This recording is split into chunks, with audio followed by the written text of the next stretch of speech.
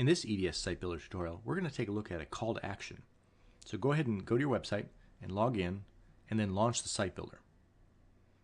Okay, so a call to action is another pre-built module, and essentially it comprises a couple of different elements.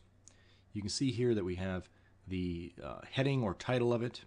We've got some text that might go along with it, and then we have the call to action button over here on the right. So let me go ahead and go into the settings, and we can take a look at each of the items. So the heading is right here, and that can obviously be any length, any information you want.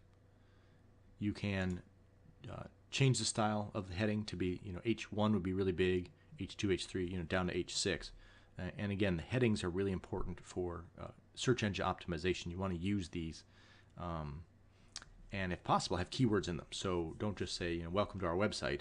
Say something like, the premier plumber in University Place or something. And the idea there is that the keywords of plumber and University Place, might help with someone searching for that, from that area. And then down below here would be the text that would go underneath the heading.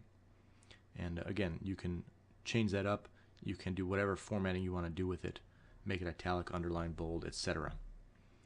And the button itself can be customized here. We can change the text. We can select an icon. Let me go ahead and click on that. And again, these are just included as part of the package of what you get. And you can see here that it knows, in this case, that it's on what part of the site it's in, so it knows to invert the colors. You'll see here that it's swap that over. If I use this icon against the white background, it would be black with the white little arrow thingy on there. And then the link that you want the button to go to. So this obviously could be a URL on the site itself, so another page. It could go to Facebook. It could go to anywhere else that you might need it to go. It's whatever URL you need to throw in there. And then you're allowed to change up on the fly various options for the buttons itself. You can change the color of the button. You can change the text color, whether the button has a gradient or not. Gradients have been pretty popular for a while because they're just kind of a nice customized option that the basic people couldn't do. So the web guys all went, hey, we got to do the gradients.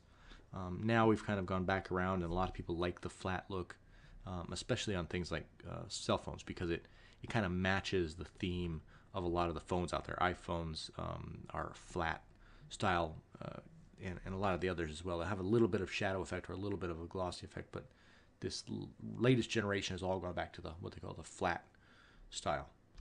But of course, that's up to you and your project and what your customers' needs are. So feel free to play with that and get a real sense of it. And again, more options. You can change the font size itself and the padding. Padding is basically the space between where the text is and the edge of the button. So if you were to increase that,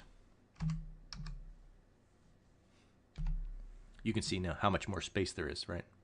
It's jumped way up here. So I can move that back. Say I can go down to say 5 here, and let that update. And so it's super narrow, right? All by just changing a number here, not knowing any HTML or any of the fancy code that might be needed. So it's super handy. So essentially, that is a call to action. And again, you can change the style of it. Do you want it to be stacked vertically? Do you want it inline? Tag, button,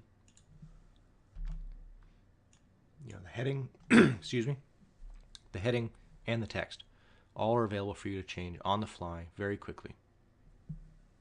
Thanks for watching. We'll check you out next time.